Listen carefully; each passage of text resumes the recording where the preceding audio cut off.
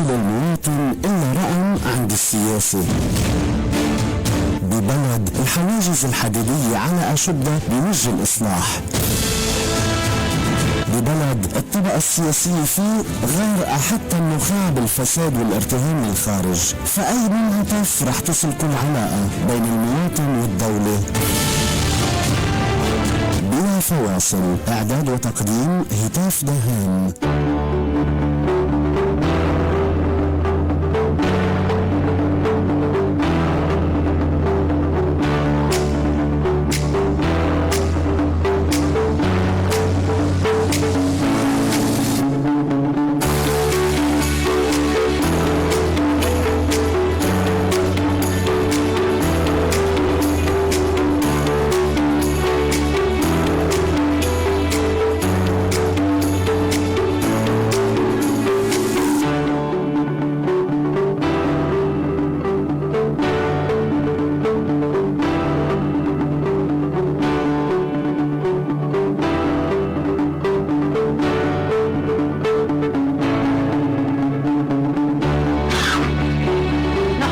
مستمعينا عبر إذاعة صوت الحرية، وأهلا بكم إلى برنامج بلا فواصل ليوم الخميس 13 شباط 2025. أستضيف في بلا فواصل العميد الركن بسام ياسين. أهلا وسهلا فيك.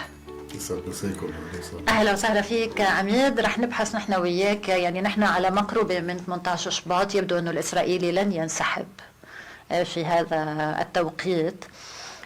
في تضارب بالمعلومات حول الموقف اللبناني والموقف الأمريكي أيضا من هذا الأمر، رغم نفي أصرب عبدة وعين التيني لما سرب في قناة الحدث عن أنه لبنان وافق على تمديد الاتفاق وقف إطلاق النار إلى ما بعد 18 شباط. رح نبحث نحن وياك، وأيضا في القرار الإسرائيلي بالتمركز في مواقع أساسية في الجنوب.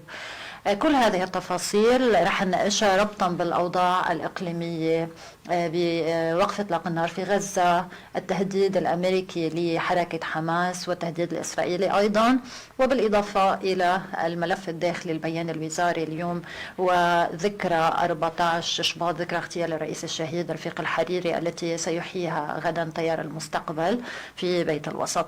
البداية من 18 شباط، يعني اليوم شو المعلومات عندك حول هذا الأمر؟ أول شيء اللبنانيين على طول بيقعوا بلغط أو بغلط كبير، خطأ كبير، هو تمديد وقف إطلاق النار. هو في وقف إطلاق النار ما بده تمديد. يعني التواريخ لا تعني، يعني إن كان 27 كانون أول أو 27 كانون ثاني او 18 شباط او اي تواريخ، وقف اطلاق النار ما له علاقه بالتواريخ. يعني من لحظه توقف العمليات العسكريه في وقف اطلاق النار، بس هذا مش موجود.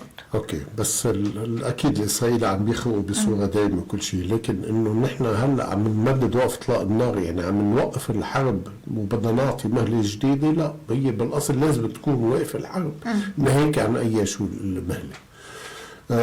طيب هلا في يعني اليوم ماذا يجري؟ هو تمديد الانتهاكات الإسرائيلية، تم تمديد الانسحاب من الحدود من الشهر الماضي، يعني 21 يوم مددوه. كان الموافقة اللبنانية مربوطة بشغلتين.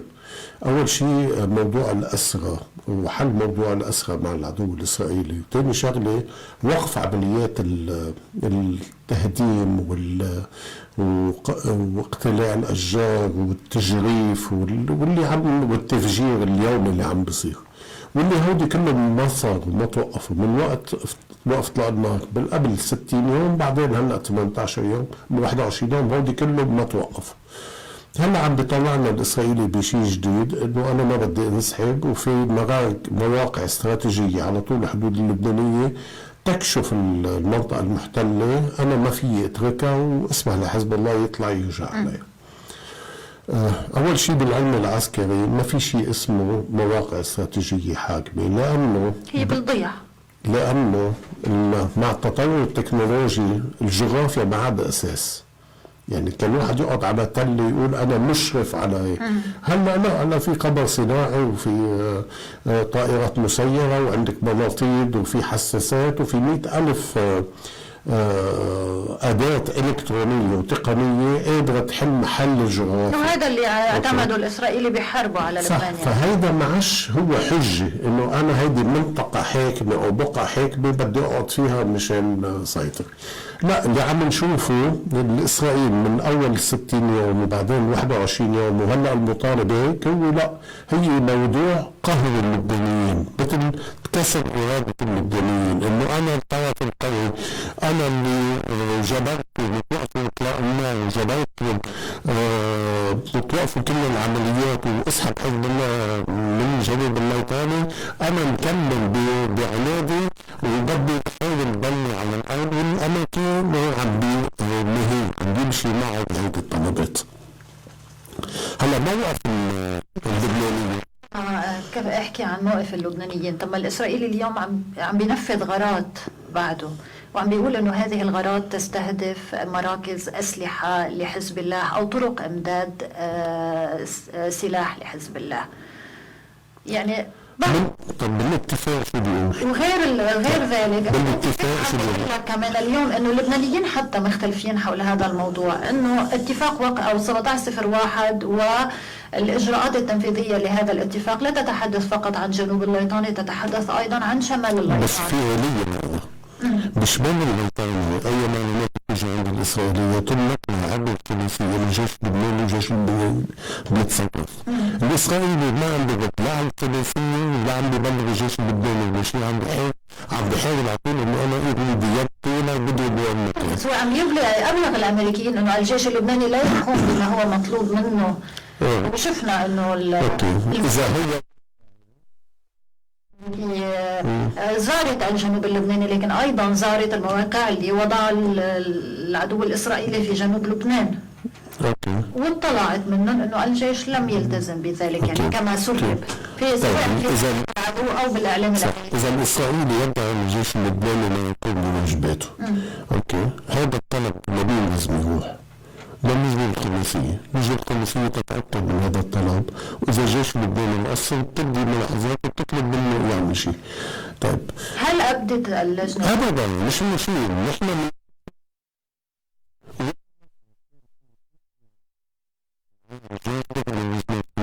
بعد شوي بقول لك الإسرائيلي إنه إنه الجيش اللبناني لا يقوم بواجباته كاملة في نزع سلاح حزب الله جنوب الليطاني. طب قبل شرف انسحب أنت، خلي الجيش اللبناني ياخذ مهام وينتشر بكل الاماكن اللي انت كنت محتلها ويكون بواجباته بنوع السلاح اذا كان بعد في سلاح.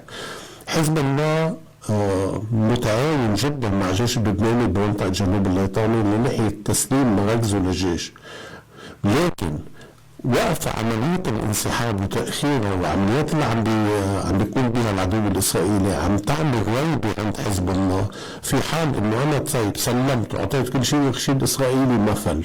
طيب شو الحل؟ من يضمن؟ ما في شيء. فمشان هيك هيدي العمليه لازم تكون عمليه منسقه وبتوقيت معروفة بشكل انه تحقق الغاية من اخلاء منطقة جنوب الليطاني من اي سلاح لحزب الله، وانا ما بعتقد في مشكل بهذا الموضوع، لكن على طول الاسرائيلي بده يتذرع. طيب شو في يقول؟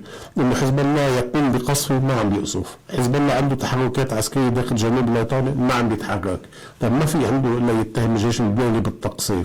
تخيل طيب ما فل انت من الارض وبعدين بنشوف في لجنة خماسية بتراقب بتشوف اذا الجيش عم يقصر ولا لا.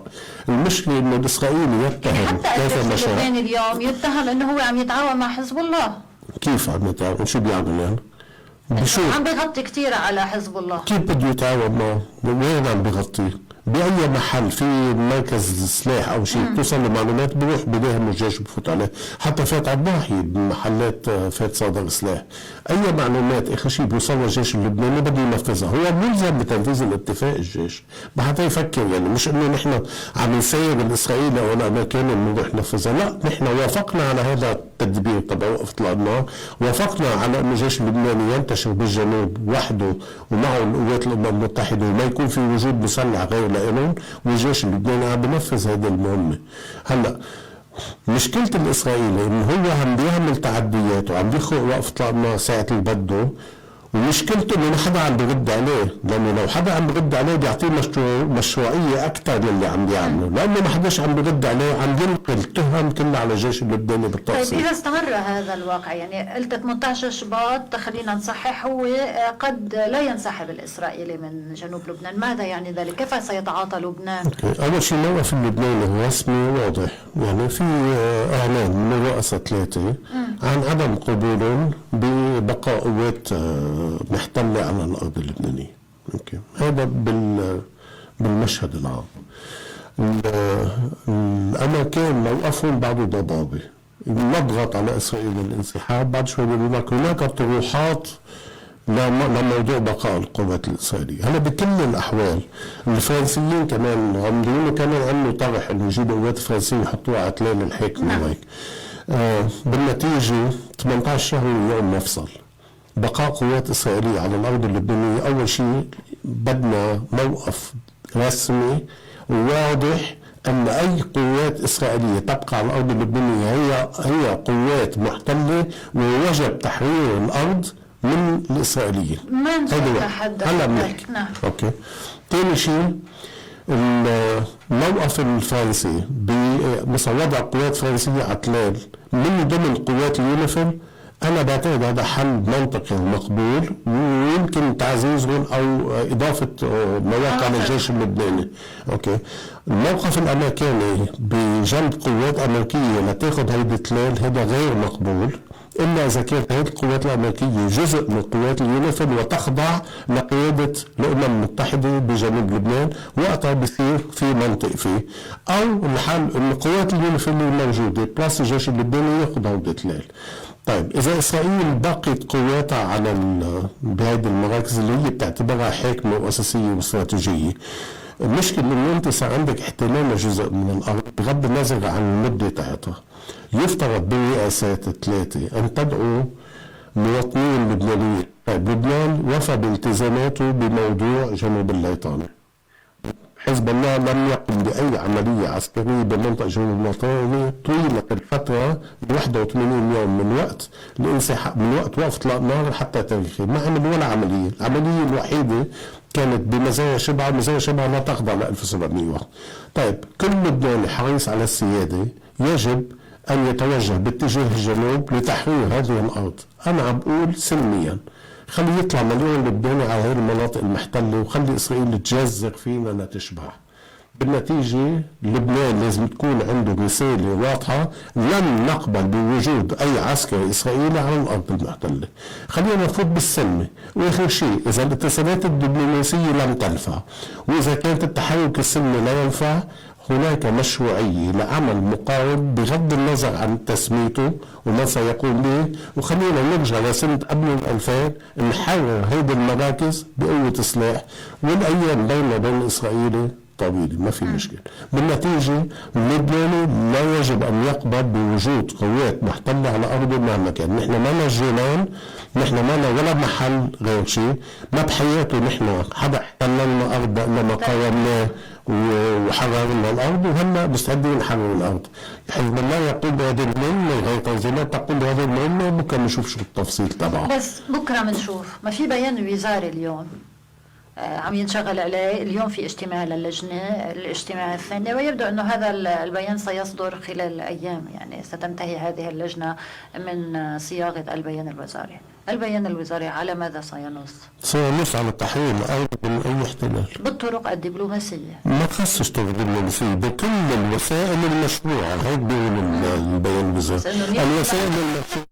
الكل عم بيقول هو سيقطع يد حزب الله عن القيام بأي عمل عسكري. لا، هو ما حيقول بالثلاثية الذهبية اللي كانت موجودة قبل البيانات، لكن هو بده يأكد. هي أصلا لم تكن واردة بالحكومات، ببيانات الحكومات السابقة، يعني من حكومة الرئيس تمام سلام حتى اليوم ما صدر في شيء اسمه معادلة جيش الشعب والمقاومة، بس كانوا عم بيأكد على حق لبنان في مقاومة الاحتلال. وهلا بده يدور على نفس الشيء.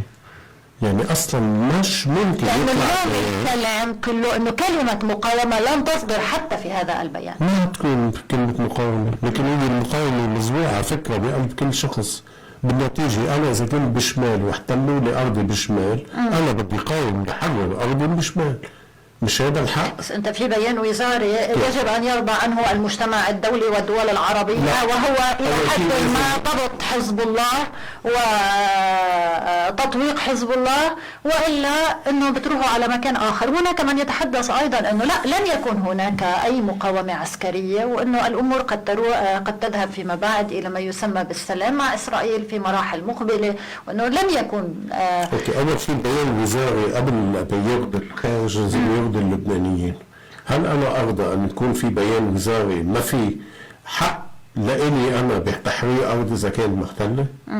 بس انت قادر تحرر. اليوم عم يسأل سؤال، قادر تحرر هذه الارض؟ لانه من وراء الاسناد نحن شفنا شو لوين وصلنا امام التكنولوجيا والتطور الاسرائيلي وتطور السلاح والدعم الامريكي ودعم الناتو لاسرائيل. شفنا انه نحن ما بنقدر نواجه هذا العدو. شو ونعطيه الارض للاسرائيليين. عم بقول لك المقاومات السياسيه انه بتروح بالطرق الدبلوماسيه على مجلس الامن والامم المتحده. اذا الطرق الدبلوماسيه لم تحرر ارضك شو بتعمل؟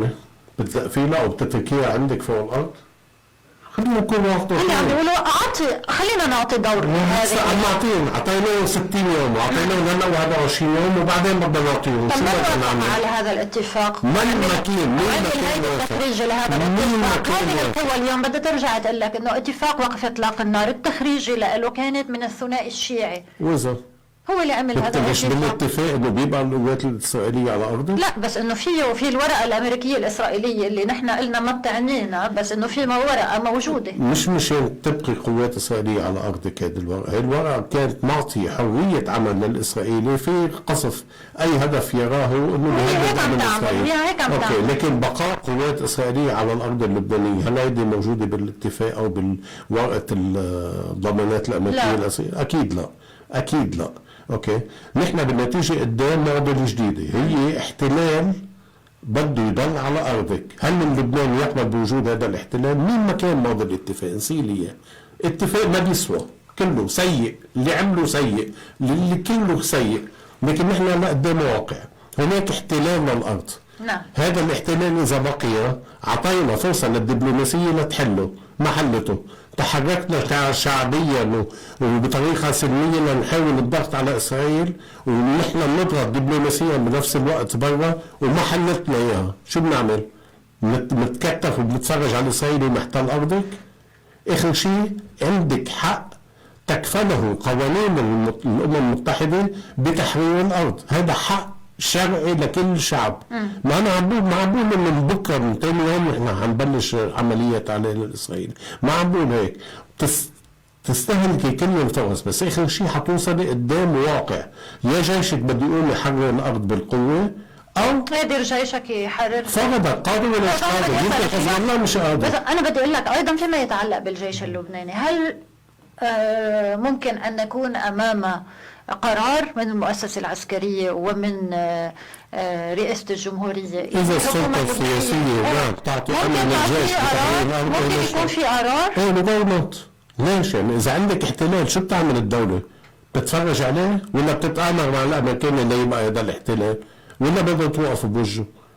اخر شيء انت قدام قرار بدك تعمله، يا بدك ترد النظر على عمليات المقاومه لتروحيه تحرر لك الارض، يا انت بدك تقول بهذا الواجب. واخر شيء في سلطه سياسيه، في حكومه بهالبلد مسؤوله، في رئيس جمهوريه مسؤول، هو بياخذ القرار المناسب. الرئاسه هي مواقف. اخر شيء بدنا نوصل لمحل بدنا نكون قدام مفصل. احنا تعول على رئيس الجمهوريه بهذا الشان؟ أعول عليه لأنه بالاتصالات الدبلوماسية يمكن أن يوصلنا إلى خيار. طيب آخر شيء، طيب هيدي المواقع الإسرائيلية لما يكون رئيس الجمهورية كان قائد جيش وكان على اطلاع وعلى كل ما يجري يعني الاتصالات اللي جارية من أجل اتفاق وقف إطلاق النار وانتشار الجيش. كان قائد جيش عم ينفذ قرار السلطة السياسية، هلا هو السلطة السياسية. أوكي، وبالنتيجة المسؤولية هتكون عليه. أي عمل سيقوم به رئيس الجمهورية سيكون مسؤولا به أمام الناس. إذا أعطى سيستنفذ كل الخيارات الدبلوماسية أول شيء، سيستنفذ كل التحركات الشعبية أول شيء، وآخر شيء حيصير قدام معضلة إنه إذا بقي الإسرائيلي ما شيء من اللبنانيين. مدد إذا حصل التمديد ل10 أيام أو 20 شو يوم. بيفيد 10 أيام؟ يعني شو بحق الإسرائيلي ب10 أيام؟ بس حدا يشرح لي أنا ليش بده يضل إسرائيل 10 أيام؟ ليش بقي 60 يوم؟ وليش بقيت 21 يوم بعد طب منه؟ إذا وافق لبنان على هذا ليش بده يوافق؟ إذا وافق يعني ما شيء معناتها نحن عم نسلم لنا مكان كل شيء بده الإسرائيلي، نحن دخلنا بالعصر الإسرائيلي منكم. بس نحن مش اليوم تحت وصاية أمريكية؟ ليش ما نكون تحت وصاية أمريكية؟ لأنه اللجنة العسكرية هي إذا كانت رئاستها أمريكية نعم، يعني لجنة خماسية عم بتدير الوضع السياسي بالبلد، نحن تحت مش تحت وصاية اليوم. شو هي اللجنة الخماسية؟ ما فهمت عليك. فيما يتعلق بالملف الرئاسي والحكومة وكذا، وبأنه هي اللجنة الخماسية مستمرة. اللجنة الخماسية عم تحكي طبعا. عندي لجنة خماسية ولجنة خماسية عسكرية ولجنة خماسية سياسية. خلص، لكن نحن بنشلح بدلتنا وبنشيل علمنا وبنرفع العلم الأمريكاني وبنمشي طبعا تحت الإرادة الأمريكية. نحن ما خربنا بيتنا إلا إنه نحن على طول بنلحق هيدي الدول، ساعة بنلحق إيران وساعة بنلحق سوريا وساعة بنلحق السعودية، وهلا قاعدين عم نلحق أمريكا، والله يستر بكره بنلحق إسرائيل. يا بده يكون في قرار سيادة وبده يكون في ناس وطنيين بهالبلد يقدروا يشيلوا هالبلد. اليوم الواحد لو ما لحقت إيران ما كنت وصلت لهون. وليش من هي هلا عم نلحق امريكا؟ فوزينا أنا وصلت لهون من وراء انك لحقت ايران. وهلا لحقنا، وقبل لحقنا السوريين شفنا وين وصلونا، وقبل منا لحقنا السعوديه شفنا وين وصلونا، وكل مره عم نلحق دوله عم نشوف. اذا ما عندي قرار سياده حر بهيدا البلد، في رجال مسؤولين بهيدا البلد، سلام على البلد. خليكم ماشيين ورا الامريكان وورا الايرانيين وورا السوريين لحد ما الله يشفي. طيب اذا حصل التمديد كما هو متوقع، يعني ان شاء الله لا، لكن هيدا الجو العام هذا حنشوف مسيرات حاشده من اهالي الجنوب كما حصل ب 27. قبل هيدا بده يطلع رفض من الرئاسات لموضوع التمديد.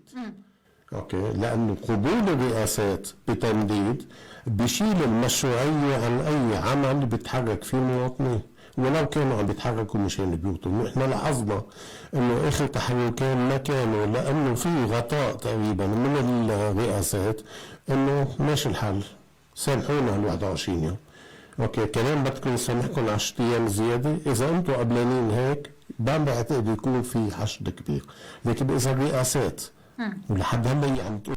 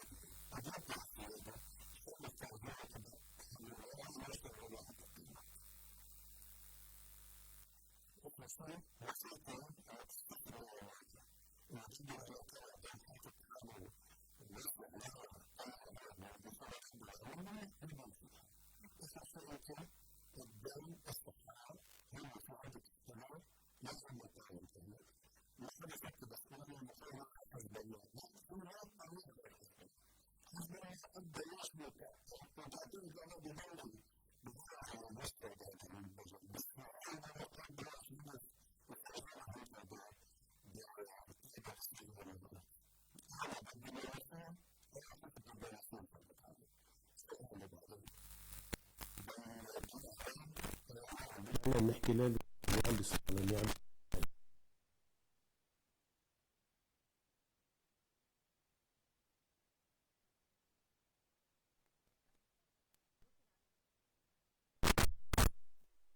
منا، لانه هي نقطه استراتيجيه ايضا. يعني عم يتمدد باتجاه سوريا، عنده مشروعه. طيب اذا الشعب السوري ما بدوش يقتلوا خرجوا، خليه يقعد يعني فوق الاسرائيلي ليش بقى؟ عنده مشروعه تجاه سوريا وتجاه لبنان وتجاه غزه ايضا. طيب شو نحن بنزقف له بنقول له برافو عليك، خليك اقعد هودي بتلاقي هيك بمشروعك نحن بننفذ لك اياه، لانه نحن معش رجال، معش عندنا رجال يعني؟ ما شو بدكم؟ طب امبارح العدو الاسرائيلي نفذ جدار الصوت، رساله شو؟ كسر إرادة الشعب اللبناني، هل هي ليقول له للشعب اللبناني انه انا بعد ايدي طويله عليك، ساعة اللي بده برجع بعمل لك حرب وبكسر لك راسك. هاي هي رسالة لعدم إقامة تشييع للأمين العام لحزب ما بعتقد له علاقة بالتشييع، ما بعتقد هذا الموضوع له علاقة بالتشييع. هذا الموضوع هو على طول كسر إرادات لإسرائيل. هذا كل يوم نفذ عمليات قصف بالبقاع وبالجنوب. طب ما أنت الاتفاقية بتقول أي معلومات عن أي مراكز عسكرية بتوصل للإسرائيلي قبل ما يضربها ببلغ اللجنة الخماسية، بتبلغ الجيش بيتصرف. إذا الجيش ما قام بواجباته الإسرائيلي له الحق إنه يعملها. هل هيدي البروسيجر عم تنعمل؟ لا، لأنه الإسرائيلي شايف حاله عم يشتغل ما في حدا يرده. الضربات أو الغارات وفق الورقة الإسرائيلية الأمريكية. لا مش فيما يتعلق بالغارات التي نفذت في البقاع ونفذت. برجع بقول لك انا بالاتفاق بيقولوا انه تم ابلاغ الجيش بيتصرف. هي الورقه اللبنانيه. اوكي، هلا عم يشتغل هو وفق الورقه الامريكيه، فتفضل يا انا تحكي لي لبنان وانت دافع عنه. بخشين انت قدام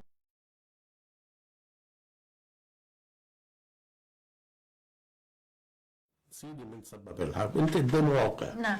اوكي، هلا في واقع انه في عدو ساعة اللي بده عم يعمل عمليات ضدك، ساعة اللي بده عم بيقول لك انا بدي ضل وما بدي فل، وانت شو مطلوب منك؟ بالدبلوماسية وبالزقيف والطلب من الاماكن. طيب هودي جربناهم لحد هلا ما فادوا. بعد عندنا خيارين ثلاثة، يا الجيش بيقوم بهالعملية، يا المواطنين سلميا بيعملون، او في عمل عسكري. هلا عمل عسكري بضل سنة ولا 10 سنين، ضل من 88 لل 2000 لشيل الإسرائيليين من الجنوب إذا بتتذكر بال 2000. وهلا شو في يديرنا يعني؟ بس المهم بتضل الفكرة موجودة. مقاومة ممكن يبقى يعني. أكيد، وبيضل كل العمر. شو بيمنعهم؟ مش هيك، بس يتمدد أكثر كمان. إنه شو بيمنع الإسرائيلي يعني؟ يعني هلا إذا بقول لك الإسرائيلي الباروكي منطقة حاكمة، تعال احتل الباروك. ما الباروك مش منطقة حاكمة؟ شرف خدها. ليه جبل صنين شو بيشكي؟ كمان منطقة حاكمة كتير مهمة. فشرف خدوا لجبل صنين، ويا بدهم يزقفوا ويمشوا على الأماكن. ليه بده يكون عندك فكرة إنه أنا صاحب سيادة قراري حر لبناني مش لحدا، أو خلص نحن من تحت العلم الإسرائيلي والأمريكاني بنصير. الضربات اللي نفذتها إسرائيل على الحدود الشرقية بين لبنان وسوريا أيضا فيما يتصل بتطويق حزب الله وعدم قطع طرق الإمداد عنه. يحكى اليوم أنه قد يعني من الصعب ممكن يصير في ترسيم الحدود مع سوريا، لكن عم ينحكى أيضا بذات الوقت عن نشر قوات دولية وتوسيع صلاحيات ومهام قوات الطوارئ الدولية اليونيفيل إلى ما بعد جنوب الليطاني، يعني تتوسع وليس فقط في جنوب الليطاني. هل في طرح جدي بهذا السياق؟ هذا مطلب إسرائيلي أمريكاني قديم مش من هلا. الفرنسي كان كل سنة لبنان يتواجه أثناء التمديد للقوات الأمم المتحدة بلبنان بطلبات مثل هذا الشيء. كانت على طول الحجة إنه لا، قوات الأمم المتحدة جاية لتنفذ وبوقت القرار 425 بعد منا 1700 ما له علاقة الحدود الشمالية. طيب لأنه كان هيدي الطلبات وما كانت تمشي الحال، قاموا البريطانية وعملوا أفواج الحدود البرية وعملوا الأبراج المراقبة وعملوا كل هذه الترتيبات واللي هي بشكل ما فعالة جدا. طيب إذا في عندنا مشكلة مع الحدود السورية بموضوع التهريب، ومنها تهريب سلاح، لأنه التهريب هو الحمد لله بكل الميادين. أوكي، في انتشار الجيش اللبناني موجود، يتم تعزيزه، يتم وضع وسائل حديثة أكثر. بالنتيجة نحن من مصلحتنا أن هذه الحدود تضبط. يعني هذا موضوع التهريب والدخول غير الشرعي للسوريين إلى لبنان وإدخال ممنوعات وإخراج ممنوعات، يعني هذا كله سوا كله بيأثر على الأمن الوطني. بالنتيجة قوات الأمم المتحدة شو عندها فعالية غير فعالية الجيش فوق الحدود؟ بس حدا يشرح لي شو فيها تعمل يعني إذا إنه حتقدر تمنع التهريب، ما الجيش موجود وما عم بيقدر يمنع التهريب، لأنه ما في محل بالعالم تقدر تمنع فيه 100%. لكن تعزيز الجيش والاتفاق مع السوريين من تاني جهة بين الحكومة لحكومة هن بيضبطوا من عندهم الماكسيموم. من 2011 إلى اليوم يمكن كبرت يعني وتوسعت هذه العمليات بشكل كبير جدا على كل المستويات، من انتقال كانوا الإرهابيين إلى لبنان لتنفيذ عمليات اغتيال وتفجيرات إلى التهريب فيما يتصل بكل شيء. يعني عندك مسافات كتير كبيرة بالحدود. مئات الكيلومترات بالحدود ما لا يمكن ضبطها بالعالم كله. معلش حدود بين المكسيك وامريكا رغم انه عنده جدار ورغم كل التقنيات الموجوده بضل التهريب موجود، تهريب الاشخاص وتهريب الممنوعات. ما حدا يفكر في الحدود هينا، لكن قد ما فيك بتحاولي اول شيء بالتنسيق. طب قادر الجيش اليوم انه تقول له بدك تكون بجنوب وبدك تكون على هذه الحدود؟ اصلا يعني موجود هو على الحدود، موجود، لكن اذا بدي يفعل دوره عنده 4 افواج عددا وعديدا يعني موجود، عنده 4 افواج على الحدود، هم افواج الحدود البريه من العريضه وصولا لهون لحد رشيه. اوكي، هيدي المنطقه كلها سوا في عليها 4 افواج الحدود البريه، ووراهم في وحدات للجيش الويه وافواج موجوده. الجيش موجود، مش عم بقول لا، هلا تعزيزه ممكن ان يعزز اذا زدنا العديد تبعنا، بس انه اوكي بجنوب الجيش مش قادر معناتها بشمال، لا خي بشمال ما في مشكل، الجيش قاطع بشمال. وانت شفتي هلا بس بلش المشاكل مع العشائر بالبقعه، بس طلع الجيش لفوق تم ضبط الوضع، لانه الجيش ما عنده القوه يعني ما حدا يستهون بالجيش. جيشنا 80,000 ما حدا يستهون فيه، مش انه لا نحن كشافه، لا الجيش مش كشافه، قادر. اوكي، هلا بصير قادر اكثر اذا صار في تنسيق بين الحكومتين، هن من جهتهم ونحن من جهتنا. اذا هن بيلغموا ممرات التهريب اللي هن بيعرفوه، ونحن من جهتنا بنلغم ممرات التهريب ومنا حدا يقطع، بتضبط الحدود. يعني انه شو بدها بعدين عندك طيران وعندك كل شيء. اليوم اللي عم بيصير ما في خلفيه له بشو؟ يعني فيما يتعلق، انت عم بتقول خلينا نحط مثلا تنسيق بين الحكومتين، بس ما في خلفيه له سياسيه وعسكريه انه نروح ننشر قوات دوليه؟ ليش بدي ننشر قوات دوليه؟ ما القوات الدوليه ما حتحقق لك الهدف. اذا حدا مفكر انه القوات الدوليه قادره، تبع القوات الدوليه كانت بالجنوب من 2006 ل 2013 شو عملت؟ اكيد ما عملت شيء، لانه حزب الله قوى حاله بشكل كثير كبير. بالبقى اذا بده يضل التهريب، هيدي القوات شو فيها تعمل فوق؟ ما خلينا نكون واقعيين، انه انت بالنتيجه شو ما تجيب قوات بالعالم كله سوا، اذا ما في اراده سياسيه بالضبط، وما في تنسيق بشكل مزبوط، وما في وضع الناس قدام مسؤولياتها، وما في حساب وعقاب. طب شو اللي بيمنع الترسيم اليوم؟ الحدود؟ ايه ما بيمنع شيء، الدولتين بده يقعدوا مع بعضهم يجيبوا خرائط وتقعد ترسم الحدود بينك وبينهم بطريقه صح. اوكي، في كثير مشاكل بالحدود البريه بينه وبينهم من مئات السنين، وفي اراضي داخل الاراضي السوريه موجود فيها لبنانيين، وفي اراضي داخل الاراضي اللبنانيه موجود فيها عمال سوريين وفلاحين سوريين وملكيتها بتتبع للسوريين. هيدي كلها بدها حل. اخر شيء بدها لجنه حدوديه بين الدولتين بتوصل لحل معين، وبالمحلات اللي فيها تضارب بالاراضي مثل ما عم نحكي عنهم بنوجد حل، انه هود المواطنين بينعمل بوابات هونيك بصير فيهم يفوتوا. في كل الدول العالم فيها مشاكل على الحدود، لكن يمكن يجي من بين مزارع شبعة المحتله. ايه مزارع شبعة اصلا بالاصل في مطالبه انه هيدي الاراضي هي اللبنانيه، لانه يقول انه هيدي سوريه مثل وليد نعم هذا اللي بدي اقول لك اياه. يعني عم بيعطي السوريين هدايا من جيبته، ما بعرف اذا هي الارض له وعطاهم اياها وغيرهم. طب خلينا نجيب لجنه قانونيه جغرافيه طبوغرافيه بتقعد تدرس هذا الموضوع وتدرس كل الصكوك الموجوده، واخر شيء بين لبنان وبين سوريا. ليه ما اعلنت سوريا انه هذه لبنانيه هذه لانه الاراضي؟ كل واحد عنده مصلحته، كل هيدي الدول عندها مصلحتها. ليش نحن بهذا الوقت اللي كنا عم نطالب فيه، ليش كنا نحن نحكي معهم السوريين؟ بس نحن كنا قبل نحكي معهم كانوا موجودين هون، بس كانوا هن موجودين هون كان يعتبروا كل لبنان إلهم. اوكي، هاي المشكله الكبيره يعني. هلا صرنا بغير محل، بس صرنا احنا بدنا نطالبهم انه تفضلوا اعلنوا انه هيدي اللبنانيين. كنا ممنوع نحكي معهم، كان ما يتجرأ ولا رئيس يشرف يطلع على سوريا ليناقشهم.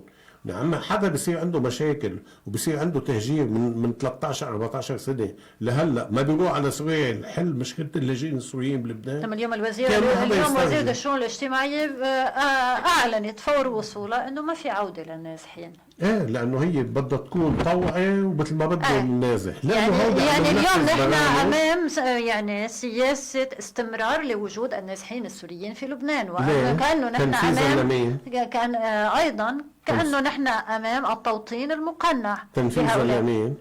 للمجتمع الدولي للمجتمع الدولي اللي هو يرفض برجع بقول لك نحن مشكلتنا انه نحن ما في حدا لبناني، ما حدا عنده اجنده لبنانيه. الحمد لله كل اجنداتنا ملونه من خارج لبنان، بس اجنده لبنانيه تكون واضحه، رئيس موجود. هلا استفيدوا حتى من القوات وجوده. اللبنانيه استفزع هذا الكلام من وزيره الشؤون الاجتماعيه للنائب جورج عدوان، اعلن انه لا ما فيكم، هذا البلد عندهم صار باحسن حال 100%. وبالتالي يجب عودتهم. ايضا بدي اجي معك على كلام للنائب بيير بوعاصي، بيقول لبنان في خطر، 130 الف ايراني وسوري دخلوا لبنان بعد سقوط الأسد باعتراف نائب وزير الخارجية الإيراني الذي طلب بتأمين الرعاية لهم. على الأجهزة الأمنية تقديم تقرير مفصل في هذا الخصوص، ضبط الحدود من دون التذرع بالنقص بالإمكانيات. أنا معه. أي حدا دخل على الأراضي اللبنانية بطريقة غير شرعية بده يلاقي له حل. بالنتيجة مثل ما فات لعنا مليونين سوري وقت ما كان نظام الأسد موجود بسوريا وكانت الحرب الأهلية موجودة عندهم وناس هربت خوفا من هذا النظام واستقبلناها. هلأ مجموعة تانية عم بتخاف من النظام الجديد الموجود بسوريا وعم بتحاول تجي على لبنان. بالنتيجة اثنيناتهم مش مطلوبين يكونوا هون. نحن لبنان مشكلتنا نحن موطن لعبور اللاجئين بس مش للناس. بس هل نحن رح يكون هذا البلد اليوم إذا كان في هالقد في وعود لدعمه ماليا واقتصاديا إنه يكون بلد للتوطين؟ يعني في أصلا مشروع لبنان توطين بيساعد نوطن الناس فيه؟ يمكن نحن بنفل. ماشي يعني هل لبنان انه عن جد نحن المساحه اللي بتساعد؟ لانه اليوم ليش بدي يوطنهم عندي انا؟ اليوم في مشروع حتى بالنسبه لفلسطينيي غزه يعني والضفه الغربيه انه والجليل، ما في مشروع امريكي اسرائيلي انه خليهم يروحوا الفلسطينيين الضفة وغزة إلى مصر والأردن، وإنه فلسطينيي الجليل بيجوا على لبنان وسوريا. هو مثل ما بده الإسرائيلي نحن بنعمل. ما إذا يعني بالنتيجة طب اقتراح ترامب بالنسبة لغزة ماشي، صار بده يقعدهم بالسعودية. مين ممكن يرفضه أو يتحدى أو يتصدى لقرار؟ أول شيء الشعب الفلسطيني. إذا أنا ما بدي فل من أرضي، في حدا بيجبرني أطلع من أرضي؟ كيف يعني؟ تقتلني؟ ما هي عم بيقول لك هذه الأرض ليست قابلة للحياة، ما فيها شيء. ما في مشكل. إذا الشعب الفلسطيني بده يتهجر حيتهجر. إذا الشعب الفلسطيني بيرفض التهجير حدا بيقدر يشيله؟ آخر شيء شو بتعملي له؟ بتقتليه. اوكي خلي هالمجتمع الدولي اللي عم بينادي بالديمقراطيه. طيب شو صار؟ قد ايه قتلوا من الشعب الفلسطيني؟ تحرك هذا المجتمع الدولي؟ تحرك. هو مش مشكلتك المجتمع العربي ميت. اللي نحن لازم نكون احرص ناس على الفلسطينيه، نحن كنا ميتين. طيب اليوم اذا دعم لانه حزب الله قام حاول يدعمهم، قامت الايام كلتنا عم نتهموا انه جاب الحرب لعنا. ما خليها لله، ما انت منك مخلصه. لا اذا دعمتيهم بتخلصي ولا اذا سكتي بتخلصي، وخلي هذا الشعب يموت عمره ما يرجع. مليونين بشري بغزه ما حدا سألان عنه. طب كمان في شيء مش مقبول. طب وين الضمير العالمي؟ خلص حزب الله مع الفلسطينيين؟ ما بيخلص لا مع الفلسطينيين ولا مع حدا. خليه يخلص مع الفلسطينيه قبل ما ما بنخلص مع حدا. طيب اذا مصر والاردن سلموا جدلا ممكن بهذا الطرح؟ اذا الشعب الفلسطيني ما بده يطلع ما بيطلع. اوكي، اذا الشعب الفلسطيني تحت الضغط هذا كله سوا لانه اليوم عم بيقول لك الامريكي اسرائيل صارت صغيره على الاسرائيليين. ايه طبيعي، لانه هن شي 100 مليون وارضهم كثير صغير. ما هن اصلا ارضهم فاضي، مزحراء النقب كلها فاضي. يعني الحديث هذا المستفز انه من قبل اماكن انه انت بدك توزع العالم مثل ما بدك وكانه ما في حدا غيرك بدنا. يعني معلش في شيء مش مقبول. بده يشارك باموال الحج، قال لانه الله للكل. هول المصريات تبع الحج بده منهم يشرف على الفاتيكان. خذ مصرياتهم تاخذهم ولا نحن حياتنا واطي؟ يعني في شيء مش مقبول انه دوله بهالقد عم تتمادى وهالقد عم تتطور. الدول العربيه رفعت له العشره، شو بده احلى من هيك؟ على قلبه بده 600 مليار دولار من السعوديه. في مسخره يعني. في شيء مرة. طيب هلا اللي عم بصير بغزة اوكي وكل شيء عم بصير لا يستدعي وجود قمة عربية لتاخذ موقف موحد عربي ضد هذا الطرح؟ طيب ليش هالميتين هالقد؟ ما عم بفهم. ما عادش في كرامه. يعني انت عندك اهم طب مصدر اليوم ما عم بيصير انه في بالتأثير بالعالم هو الطاقه، اهم مصدر. بس عم بيصير في انه اشغال هذه الدول العربيه، كل دوله بهمها يعني، وخلص لحتى نوصل لمحل انه القضيه الفلسطينيه تنسى. برافو على امريكا وبرافو على اسرائيل. وهذا اللي صار اصلا بكثير برافو على محطات امريكا شفناها وبرافو على يعني. اسرائيل، وان شاء الله بكره كمان برافو عليهم ياخذوا لنا ارضنا وما في مشكله، لانه ما في عندنا رجال. نحن بدك رجال دولة بقى توقف وتقول لا مهما كلف. معلش رح لنا بالحرب هلا قد ايه؟ كم شهيد رح لنا؟ 15، خلي يكونوا 100,000. اخر شيء ناخذ كرامتنا. ما بيصير كمان نضلنا على طول مستسلمين لهي بس الطريقه. عميد انت عم بتقول هيك، بيقول لك هذا البعض انه هذا كلام شعبوي. لا نحن ما لنا قادرين نتحمل، ما قادرين نتحمل. سلموا الارض مش ما في قادرين مشكله. نتحمل جبل ابدا سلمين ابدا. حلو، خلينا نسلمه للاسرائيليه، وجبل البارود كمان كثير حلو. بس الاسرائيلي ما بده اياه. ليه بده؟ ما هو مناطق حاكمه انا بدله عليها للاسرائيلي، هودي اهم من من تلة حمامس. يعني معلش ما خلينا نقول، هل هيدي الارض بالجنوب لا تعني اللبنانيين؟ اذا معلش اذا ابن شمال ما بتعنيه خلينا نكون واضحين. اذا ابن كسروان ما بتعنيه المنطقه خلينا نكون واضحين. اذا ابن جبل ما بتعنيه ما خلينا نكون واضحين. يا بنكون لبنانيه كلنا سوا يا خلاص شو بدنا بهالشغله؟ نعطيه للاسرائيليه وخلصنا بنرتاح.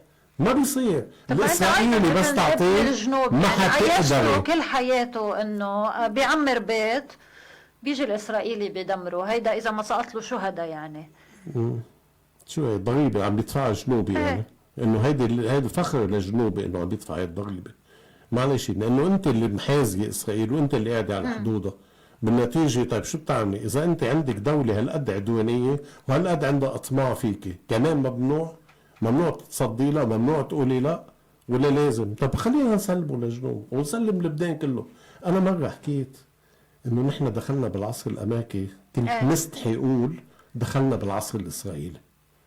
انت اليوم بتقول خجلان اليوم هلا اكيد داخلين بالعصر الاسرائيلي. اذا اسرائيل كل شيء بدها تعمله بالعالم امريكا مطوبط لها اياه. بس تقول العصر يعني الاسرائيلي بتقول السلام مع اسرائيل؟ ابدا مش معناتها. انا عم بقول لك انه نحن صارت الجزمه الاسرائيليه على رقابنا كلنا. يعني ما انت ما يمكن توصل قبول. هلا يمكن الجزمه الاسرائيليه وانا ماني قبلان اعمل سلام فيها غير موضوع. بس نحن بالنتيجه دخلنا بالعصر الاسرائيلي بالمنطقه كلها سوا. ليكي بسوريا شو عم تعمل؟ عم تاخذ اللي بده اياه، وصلت على حدود دمشق. ليك عندنا نحن عم بتقول لك انا بدي اقعد وبعد شويه ما حداش عم بيقول لا. واذا حدا قال لا اللبنانيين لا تعبنا ما عادش فينا على الحرب، جدار الصوتي بيزعجنا لاولادنا. طب ما في مجال. الاحتلال بده مقاومه. هلا بتقولي شو نوع المقاومه؟ امكانيات اقتصاديه شو كان عندك ب 82؟ شو كان عندك مختلفه. حتى اسرائيل ما كان عندها هذه التكنولوجيا. شو كان عندها المقاومه ب 82؟ ما كان عندها شيء ابدا. ماشي اخر شيء انت بتخلقي من الضعف قوه. بس هو كمان ما كان قوي. لكن اذا ضل قوي باخر شيء معلش يعني اذا قوي انا بسلم له. لا ما بسلم له، بس انه انا ماني ما عندي هذا الدعم. شو بعمل؟ بتركه بالارض؟ لا خلينا نكون واضحين. يا بدك تقبلي بوجوده على الارض بس سلم قرار السلم والحرب للدوله موجود. قرار السلم شرفي بس امتين اعتمدنا امتين كان هلا صار مش هلا بس قبل أوكي. كان نحن قرار السلم والحرب منه بايد الدوله اللبنانيه، وحتى منه بايد حزب الله، كان بايد المحاور ولا الدول الداعمه لحزب الله. شفنا نتيجتها وما عجبتنا. اوكي هلا قرار السلم والحرب بيد الدوله، حزب الله مسلم. شرفي يا دولة، في ما يسلم؟ شرفي يا دولة فرجيني شو بدك تعمل. هلا في ما يسلم حزب الله؟ في ولا ما في؟ هو مسلم هلا. شرفي يا دولة فرجيني شو بدك تعمل. الحمد لله عندنا رئاسات 3 وعندنا هلا حكومة ما شاء الله عليهم واللي بدك اياه، وكل الطاقات موجودة وكل اللبنانيين بظهرهم. فرجوني شو بدكم تعملوا. طيب تشييع السيد حسن نصر الله اللي هو يبدو انه في دعوات محليه يعني الى القوى السياسيه اللبنانيه تقريبا بمعظمها والى الخارج، يعني كيف تقرا يعني هذه الرساله من وراء هذا التشييع وهذا الحشد الذي يريد حزب الله حشده بهذه المناسبه؟ هلا بالنتيجه هي مناسبه تشييع يعني ماذا يريد حزب الله؟ نعم بالنسبة لهم في مشاعر كثيرة خاصة عند أولاد الطائفة بخصوص موضوع السيدان. يعطيك ربما يكون التشييع محاولة إظهار قديش الولاء اللي بعده موجود لحزب الله. لكن أنا بقول موضوع التشييع عاطفي أكثر لاستشهاد السيد حسن من قصة موضوع قديش حجم الولاء. لأنه السيد حسن اللي بيحبه هن مش بس الشيعة، مش بس البيئة، مش بس حزب الله. أوكي. وبعتقد أنه حيكون في لبنانيين من مختلف الطوائف. هذا لا يعني أنه حجم الناس المشاركة بالتشييع أنه هودي كلهم حزب الله. يصير رسالة للداخل وللخارج، للداخل وللخارج، وكمان القيام بواجب التشييع، لأنه بالنتيجة فقدان شخص قيادي مثل السيد حسن نصر الله أنه يروح فقدانه بدون ما ينعمل أي شيء كمان مش لائقة. يعني بالنتيجة التشييع سيكون على حجم هذه الخسارة. هلا إذا بتقولي لي استثمار سياسي لهذا التشييع، أنا ضده بالفكرة. يعني إنه أنت بس أي استثمار اليوم لأنه تشكل فرجيني أنت قديش عندك حشد إنه هودي كلهم السيد. لا، اللي بحب السيد هن مش بس حزب الله ومش بس الشيعة ومش بس اللبنانيين، لأنه في كتير ناس من دول من برا جايين. فمعلش اللي حيكونوا بالتشييع هودي مش معناتها هودي حزب الله. أوكي. لكن أنا بعرف موضوع السيد بالنسبة للجنوبيين وبالنسبة للبنانيين وخاصة بالنسبة للشيعة يعني شغلة كتير كبيرة، لأنه السيد حسن ظاهرة لن تتكرر، ما حيجي محل. ضعف حزب الله سياسيا بعد ضعفه عسكريا، خاصة بعد المشهد اللي شفناه من الاستحقاق الرئاسي إلى التكليف إلى التأليف الحكومة. هلا لكن ما في شغلة بتصير إلى ارتدادات يعني. ما حدا حزب الله لا ينكر انه ضعف عسكريا، ما بينكر، يعني بيقول نحن تعرضنا ضربات كبيره. وانت بتعرفي بالنتيجه اي قوه موجوده بيبقى لها ترددات، يعني كان تردداتها بالسياسه قويه، كان تقريبا حزب الله هو حاكم لبنان يعني. صحيح. اوكي. طيب هيدي ضعفت اجباري تخف وراء القوه عنده. ثاني شيء معلش شخصيه السيد نصر حسن الله كانت جامعه للبنانيين. الشخصيات الثانية اللي هلأ موجودة أو اللي ممكن تجي يمكن ما تكون قادرة تعمل هذا الجمع، وبالتالي تأثيرها على السياسة حيكون أضعف بكتير. مشان هيك نحن شفنا هالاهتزاز اللي صار من يعني بوقت الانتخابات الرئاسية لوقت موضوع تسمية رئيس حكومة، حتى بموضوع الوزارة. يعني في كتير تغير المشهد. أنا هيدا بشوفه إيجابية، لأنه بالنتيجة خلينا نكون بدنيين إن صار الوقت إنه عن جد لبناء الدولة. كلتنا مثل بعض لقدام الدولة. وأنا كنت إذا بدك بفضل رئيس الجمهورية ورئيس الحكومة بشكل حكومة مسؤولين عنها وبيطرحوها للثقة قدام مجلس النواب، وما بيكونوا حاكين مع حدا من كل القوى السياسية. مين بده يعطيهم الثقة؟ لا، مين ما بيعطيهم الثقة؟ العصاية اللي جابت الرئيس عوام على رئيس جمهورية، هي ذات العصاية اللي جابت نواف سلام ليكون رئيس حكومة. بعتقد هي ذات العصاية بترجع بتعطي الثقة. اوكي. فخلينا نرجع نعيش الحياة الديمقراطية مثل يمكن هيدي هي مقدمة إلى ما بعد الانتخابات إن شاء الله. أنا برأيي إنه نحن نكلف رئيس حكومة، هذا رئيس الحكومة والتنسيق رئيس الجمهورية بشكل حكومتهم هن مسؤولين عنها. طيب هلا الثنائي الشيعي نقوا وزرائه، مش؟ طيب أي فشل بالثنائي الشيعي من يتحمل؟ بوزراء الثنائي الشيعي من يتحمل مسؤوليته؟ إذا بتقولي لي اللي غلطان يتحمل مسؤوليته رئيس الجمهورية ورئيس الحكومة اللي قبلوا بالأسامي. أوكي. بالنتيجة أنا أتمنى بالمراحل الثانية بس نسمي رئيس حكومة بشرف بجيب وزارته تسأل أمام المجلس النيابي، وهيك بيكون عندك موالاة ومعارضة حقيقية وبتنتظم الحياة الديمقراطية، واللي بيغلط منحاسبه. خلينا نرجع مثل العالم. طيب كل هالدول. بيئة حزب الله قبل ما اجي على ذكرى اغتيال الرئيس الشهيد رفيق الحريري، بيئة حزب الله اليوم بتتخوف انه تبعد عن الحزب، خاصة فيما يتصل بملف إعادة الأعمار؟ لكن حساسة كتير هذا الموضوع. البيئة اللصيقة بحزب الله ما بعتقد تبتعد، لأنه الموضوع عقائدي أكثر ما هو موضوع مادي. بيئة الموظف إذا صح التعبير يعني. حزب الله يعني في ناس خلص حزب الله للعمى، نعم. هم بتغيروا. في ناس كانت مستفيدين من حزب الله، هون ممكن تشوفي تغيرات في حال لم يتم إعادة الأعمار خاصة المضارين بالطريقة الصح وهيك. واللي تهجر من أرضه بعد ما رجع. هيدي الحرب ارتداداتها مثل ما هي بالسياسة كمان ارتداداتها بكل محل. هلا عادة إذا بتتذكر 2006 الحرب اللي صار ب 2006 كان ارتداداتها الناس جمعت أكثر حول حزب الله. صحيح. وقوي حزب الله. هلا من المبكر إنه نشوف نحن بس كان في أموال. مش بس كان في أموال، وكان حتى وكان في شخصية السيد. أوكي. وكان إلى حد ما نحن عم نحكي عن انتصار. أوكي. شيلي الانتصار والهزيمة لأنه هذا موضوع ما بحب فوت. اوكي، بس انه هو كان يعتبر حزب الله نحن انتصرنا من بعد عدوان تموز انتصرنا. حزب الله بعد 2006 قدر يجمع أكثر بكثير من قبل 2006. هلا نحن بعد هيدي الحرب من المبكر انه نقدر نحكم شو صار بشعبية حزب الله بكير. اللي حيحكم الانتخابات السنة الجاية. اوكي. هلا من هلا لوقت الانتخابات تطلع شعارات ترجع جيش من اول وجديد ما تعودنا. المسيحي بو على مسيحيته والشيعي على شيعيته والسني على مثل العادة يعني. مثل كل مرة ممكن، مش عم لك لا. لكن بكره بيبين نتيجة هيدا الحرب على الحياة السياسية الداخلية إذا فيها تغيير ولا لا. بس أنا بقول لك البيئة اللصيقة بحزب الله ما تغيرت ولا بتتغير.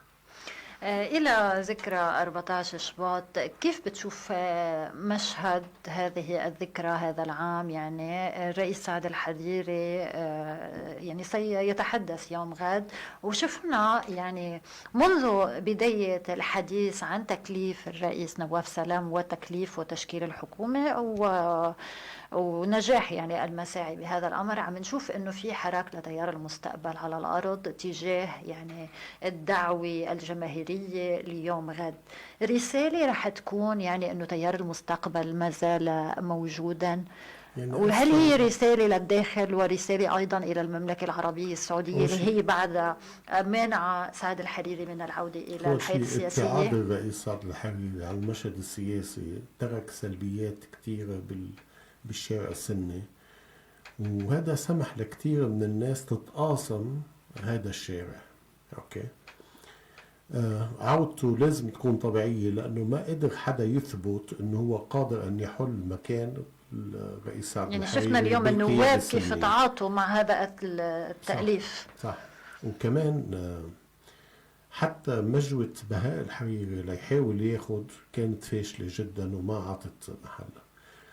لحد هلأ في عباية وحدة عند الطائفة السنية، عباية سعد الحريري اللي ممكن انه تجمع اكبر قسم من السنة تحت عبايتها. بعتقد انا هاي السنة حترجع تفرجي بهيدا الحشد الكبير اللي حيكون بهيدي الذكرى.